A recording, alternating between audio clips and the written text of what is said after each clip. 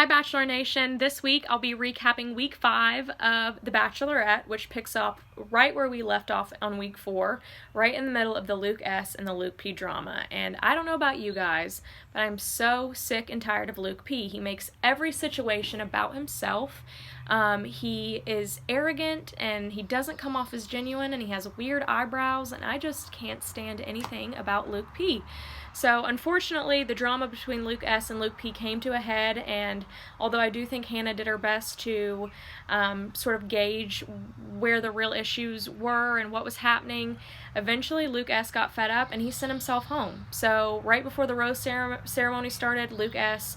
wished Hannah the best of luck and told her to be on the lookout and be wise, and he fled the coop. So Luke P. got a rose, and even though I was really upset about that, it was not completely shocking because Hannah has been very vocal about the connection that she feels with Luke P. despite him being a total piece of crap. So anyways, Hannah lets everyone know that their next stop is Scotland, so they head on to Scotland, and the men, they are going to be staying in this huge white castle in Scotland, full of history. It's absolutely gorgeous, and of course none of them appreciate it because, as we know, Bachelorette contestants they're not really known for their brains or their historical knowledge or any of those things. But anyways, Hannah surprises them by meeting them in a pub they're all drinking at and asks Mike to come along with her in exploring Scotland. Mike is one of my favorites. I think he's a fan favorite. He's really sweet. He's got a confidence. He's a little bit older than some of the other men. So he just kind of seems to know himself a little bit better, I think. He's got a great smile. I find myself smiling when he's on the screen because he's just got this really contagious smile. And he and Hannah have this really great date, I think. They seem to really build a stronger connection, which was really nice to see.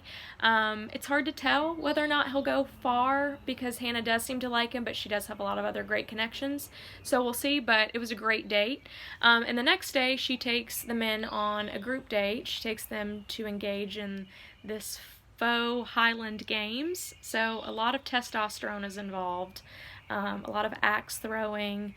They were wearing kilts with no underwear, many of them were, and doing a lot of wrestling, and thank God for that little black box. I don't know if it was fortunate or unfortunate for Hannah that most of the men weren't wearing underwear, but I'm really thankful for that little black box, though I didn't have to see any of that.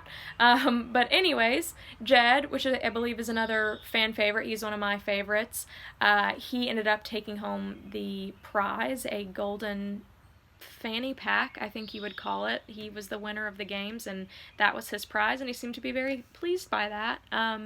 So the date sort of moves into that and transitions into the evening portion of the group date, where Hannah gets pretty frisky. She makes out with like 3 of her strongest connections. Tyler C., who's my absolute favorite. He's like this beautiful crossover of Paul Newman and Kevin Bacon from Footloose, and he also loves to dance, so that's beautiful. I love Tyler C. I would marry Tyler C.